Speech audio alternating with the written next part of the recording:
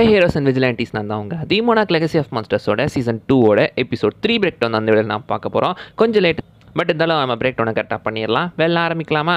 Opening ஷாட்டே பார்த்தீங்கன்னா actually நம்ம Titan X வந்து கடலுக்குள்ளேருந்து எமர்ஜ் ஆகி அதோட குட்டிங்களோட கூட்டு போயிட்டு தான் வந்திருக்கு. இதெல்லாம் ஸ்கிராப்ஸ்ன்னு இவங்க இடத்துல மென்ஷன் பண்ணியிருந்திருக்காங்க.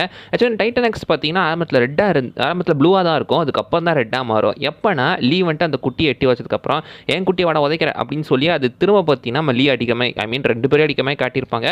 அப்புறம் குட்டியை எல்லாமே ஒன்று சேர்ந்ததுக்கப்புறம் திரும்ப ப்ளூ கலரில் மாதிரி தண்ணிக்குள்ளே போயிடும். ஸோ கோவம் வந்தால் ரெட் கலர்லையும் காமாக்கும் போது ப்ளூ இல்லை ப்ளூவா ஒயிட் கலரா ப்ளூ கலர் அந்த ப்ளூ கலரில் மாற மாதிரி காட்டியிருக்காங்க. டைட்டன் எக்ஸ் அங்கேருந்து கிளம்ப கேட்க அதை ஃபோட்டோ எடுக்க பின்னாடி தான் அந்த ஊர் மக்கள் எல்லாமே பார்த்துறாங்க. பார்த்துட்டு ஒழுங்காக கேமரா கொடுத்துட்டு போயிரு அப்படின்னு கேட்க பட் ஸ்டில் பற்றி அவங்க கொடுக்குற மாதிரி தெரில. இவங்க இங்கேருந்து வெளியே போய் சொன்னால் யார் நம்ப போகிறதுன்னு சொல்லும் போது எவனாவது நம்பி இங்கே வந்தானா நான் எங்கள் ஊர் என்ன ஆகுறது அப்படின்னு சொல்லி அவங்க பார்த்தீங்கன்னா திரும்ப அந்த கேமரா பிடிங்க தான் ட்ரை பண்ணுறாங்க. அங்கே ஒரு கை கலப்பாக எப்படி அங்கேருந்து பார்த்தீங்கன்னா எஸ்கேப் போயிடுறாங்க. ஆந்தி வேலை அவங்கள தசை திருப்புறதுக்காக கேமராக்குள்ளே அந்த ஃபிலிம் எடுத்துட்டு ஜஸ்ட் கேமரா மட்டும் அங்கே தூக்கிட்டு போட்டு போயிருப்பாங்க. எப்படியோ எஸ்கேப் ஆகிட்டு இருப்பாங்க. எஸ்கேப் ஆகி போகும்போது தான் பார்த்தீங்கன்னா ஆந்தி வேலை ஒரு வீடை பார்ப்பாங்க. அங்கே ரெண்டு பேருமே பார்த்தீங்கன்னா மெடிக்கல் அட்டென்ஷன் ரெண்டு பேருக்குமே காயம் இருக்கும். ரெண்டு பேரும் மாறி மாறி மருந்து போடும்போது அப்படியே மருந்து போடும்போது பார்த்தீங்கன்னா அங்கே சில பல சம்பவங்களுமே நடந்துருது.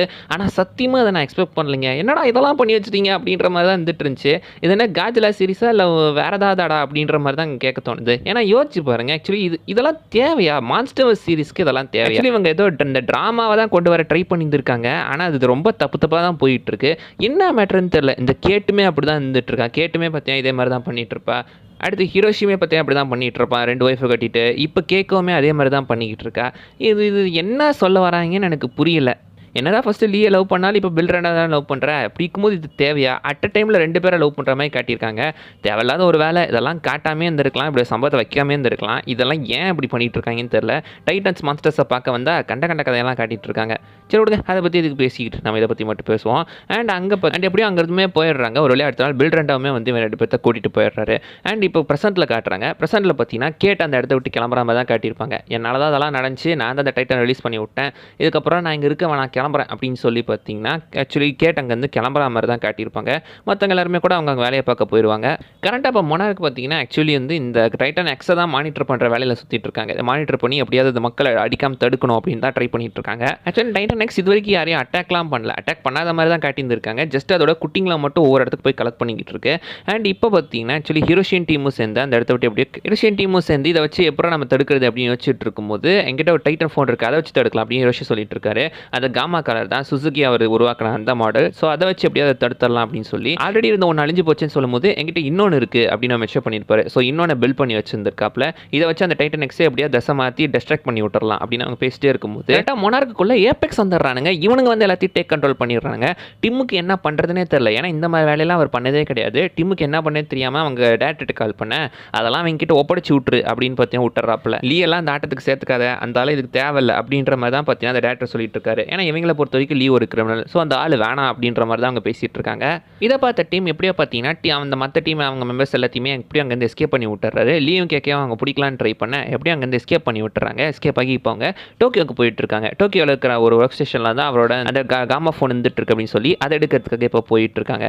அதே சமயத்தில் பக்கம் கோரா பார்த்தீங்கன்னா நம்ம டீமை மீட் பண்ணி எப்படியாவது நீ அந்த ஏபெக்ஸ்குள்ளே ஒரு உளவாளி மாதிரி எனக்கு போய் சேர்ந்து கொஞ்சம் இன்ஃபர்மேஷன் எடுத்துக்கூட அப்படின்ற மாதிரி அவர் கேட்டு அவர் கோராவை பார்த்தீங்கன்னா அந்த இடத்துக்குள்ளே அமுச்சு விட்றாரு.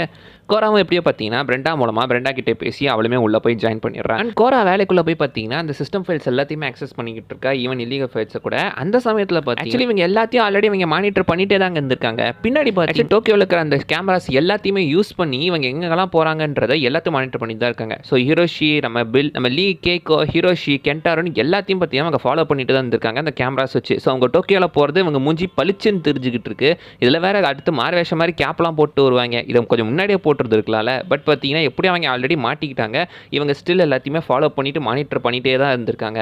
அண்ட் எப்படியே பார்த்தீங்கன்னா ஹிரோஷியோட லேபுக்குள்ளேயுமே புகுந்து அங்கேருந்து அந்த டைட்டன் ஃபோனையுமே எடுத்துடுறாங்க. அதுக்கு முன்னாடி தான் அந்த டைட்டன் ஃபோன் ஆக்சுவலி பார்த்தீங்கன்னா அவங்க பார்த்துட்டு இதுக்கு நமக்கு சில ரெடி பண்ண காம்பவுண்ட்ஸ்லாம் தேவை, நாங்கள் போய் காம்பவுண்ட் எடுக்கிறோம், நீங்கள் போய் லேபுக்கு போய் ஃபைல்ஸ் எடுத்துட்டு வாங்க அப்படின்னு சொல்லி லீயும் கேக்காவையும் பார்த்தீங்கன்னா ஆக்சுவலி அமுச்சு விட்டுருப்பாரு. அப்படி கேக்கோ பார்த்தீங்கன்னா அவங்க ஆஃபீஸ்க்கு போய் பார்க்கும்போது தான் அந்த இடத்துல இவருக்கு 2 பொண்டாட்டி இருக்காங்க. கேக்கோக்கு எப்படியோ தெரிய வந்துருச்சு. அவனுக்கு 2 லைஃப் இருக்கா, அவன் உண்மையிலேயே சந்தோஷமாக தான் இருக்கானா அப்படின்ற மாதிரி கேட்டிருக்கும்போது இதை நீ அவன்கிட்ட தான் கேட்டு தெரிஞ்சுக்கணும் அப்படின்னு கேட்பாப்புல. அவன் கேட்டாலும் இப்போ நம்ம இதை பேச வேணாம்னு சொல்லி தட்டி தட்டி கழிச்சிட்டு இருப்பான். அட்லாஸ்ட் பார்த்தீங்கன்னா நான் உண்மையிலேயே 2 பேரை தான் லவ் பண்ணிக்கிட்டு இருந்தேன், என்ன சின்ன வயசில் நீங்கள் விட்டுட்டு போயிட்டீங்க, நான் என்ன தான் பண்ணுறது அப்படின்ற மாதிரி பார்த்தீங்கன்னா பேசிகிட்டு இருப்பான்.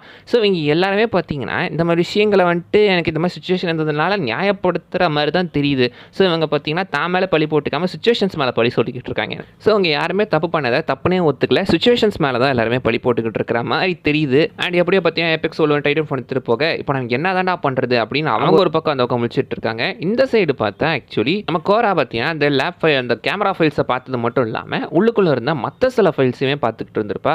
உதாரணத்துக்கு பார்த்தீங்கன்னா இந்த ஏகப்பட்ட ஃபைல்ஸ் இருக்குதுங்க. ஆக்சுவலி நமக்கு தெரிஞ்ச விஷயங்கள் நிறைய இருக்குது. ஃபஸ்ட்டு கேசல் பிராவோன்றது ஆக்சுவலி பார்த்தீங்கன்னா இந்த பிக்னியாட்டாவில் அந்த ஒரு டெஸ்டிங் நடந்துச்சுல நியூக்ளியர் டெஸ்ட்டு, அந்த நியூக்ளியர் டெஸ்ட்டுங்காங்க அந்த ஒரு வீடியோ ஃபைல் மேபி அதுக்குள்ளே இருக்கும் போல் இருக்குது. எப்போ நடந்த எடுத்த ரெக்கார்ட் பண்ணி வச்சிருக்காங்க. பட் இது ஏபெக்ஸ் கிட்ட எப்படி கிடச்சிது? இதெல்லாம் மொனார்க்கோட ஃபைல்ஸ் ஆச்சே, இதுக்கெல்லாமல் ஆக்சஸ் கொடுத்து வச்சுருந்துருக்காங்க.